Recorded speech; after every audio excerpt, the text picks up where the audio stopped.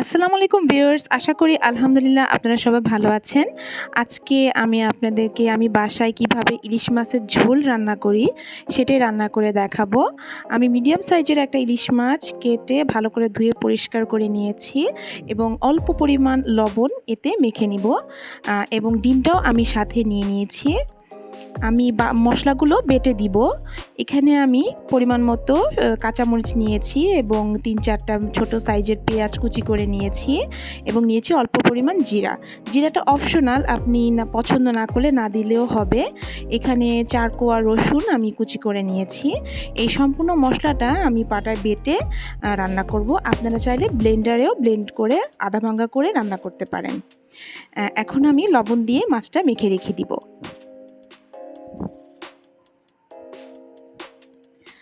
আমি চুলায় একটা পাত্র বসিয়ে দিয়েছি। পাতিলটা ভালোভাবে গরম হলে আমি তেল দিয়ে দিব।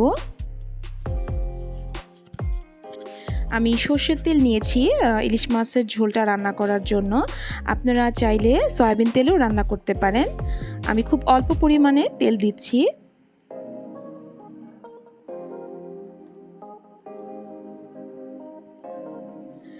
আমি যে পরিমাণ পেঁয়াজ কুচি নিয়েছিলাম তার থেকে অল্প পরিমাণ আলাদা রেখে বাকি সবগুলো মশলা একসাথে করে বেটে নিয়েছি। তেলটা গরম হয়ে গেছে, এখন পেঁয়াজটা দিয়ে দিব।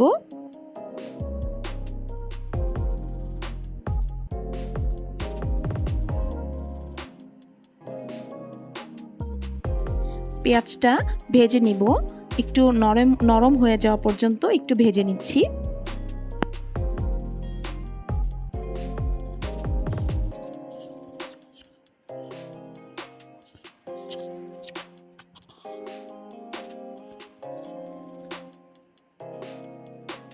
পেঁয়াজটা হালকা লাল হয়ে এসেছে।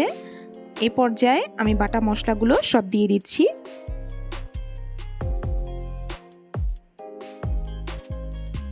এই মশলাগুলো হালকা একটু আমি তেলে ভেজে নিব। আমি খুব অল্প আঁচে রান্নাটা করছি। আমার বাসায় আজকে গ্যাসটা একটু কম ছিল চুলায়, এই জন্য আমার রান্নাটা একটু লো হিটে হয়ে গেছে। আপনারা চাইলে চুলার আঁচটা আরেকটু বাড়িয়ে করতে পারেন।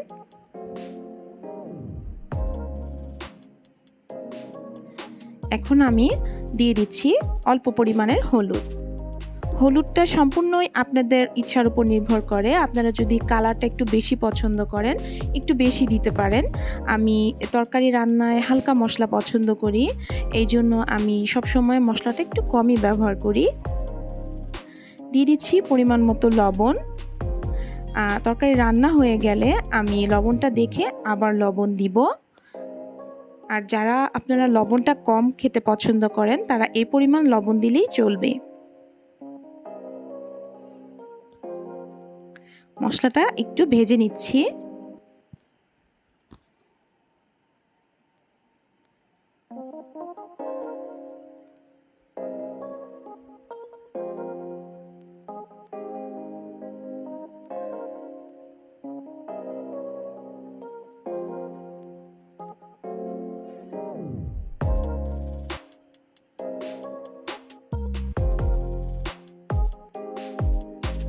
দিয়ে দিচ্ছি অল্প একটু পরিমাণে পানি। এই পানিটা দিয়ে মশলাটা আবারও ভালো করে একটু কষিয়ে নিব।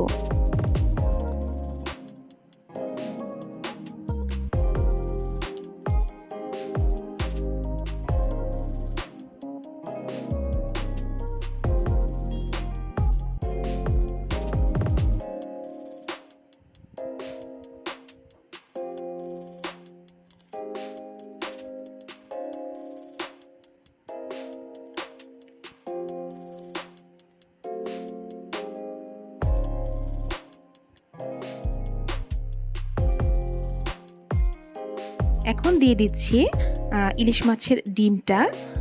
ডিমটা যেহেতু সিদ্ধ হতে একটু সময় বেশি লাগে, এজন্য আমি আগে মাছের ডিমটা দিয়ে একটু কষিয়ে নিচ্ছি।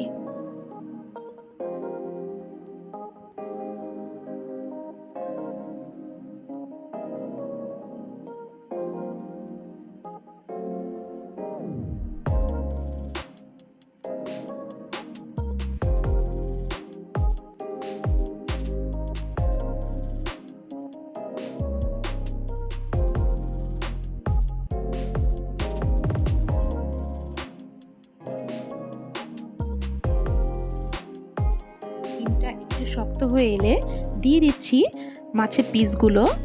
যেহেতু আমি মাছটা ভাজিনি, সেজন্য খুব সাবধানে মাছগুলো দিতে হবে এবং মাছটা এভাবেই হালকা কষিয়ে নিতে হবে।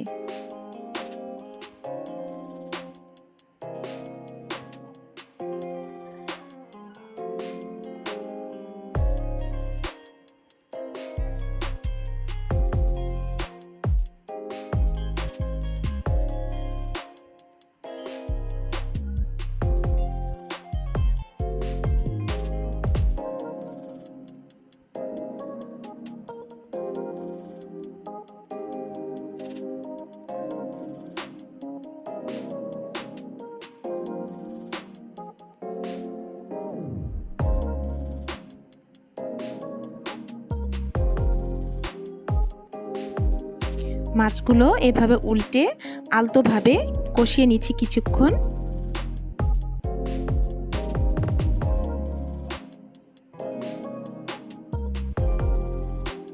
এবার দিয়ে দিচ্ছি পানি। আমি অতিরিক্ত বেশি পানি দিব না, একদম মাছের থেকে একটু উপরে থাকবে সেই পরিমাণ পানি দিচ্ছি, কারণ মাছটা সেদ্ধ হতে বেশি সময় লাগবে না।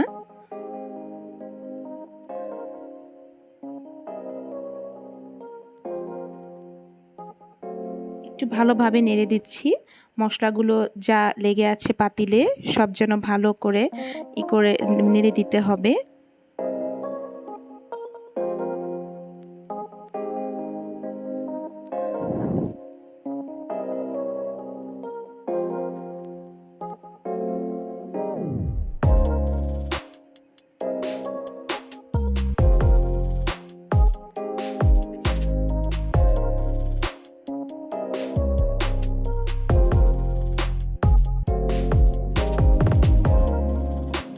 আমার কাছে মনে হলো পানিটা একটু কম, তাই আমি আরেকটু পানি অ্যাড করেছি।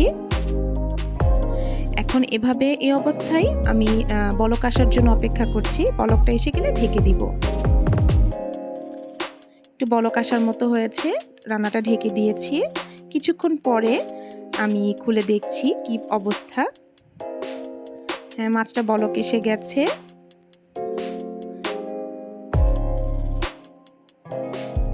রান্নাটা খুবই ইজি এবং খুব কম মশলায়।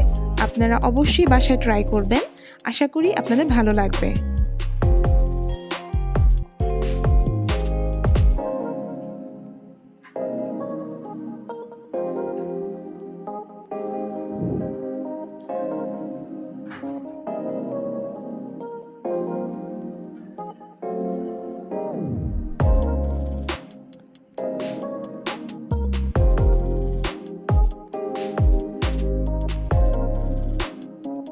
রান্নাটা প্রায় হয়ে গেছে।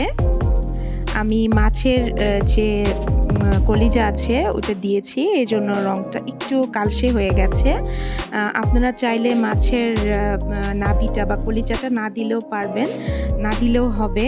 আমার খুবই পছন্দ এটা, এই জন্য আমি এটা দিয়ে রান্না করি। দেখুন তেলটা ভেসে উঠেছে উপরে, ডিমটা মাছটা সব সিদ্ধ হয়ে গেছে। আমি যেহেতু লবণ একটু বেশি খেতে পছন্দ করি তরকারিতে, এজন্য আবার লবণ অ্যাড করলাম। আপনারা লবণটা দেখে টেস্ট করে দেখবেন, যদি কম মনে হয় দিবেন, আর না মনে হলে না দিলেও চলবে।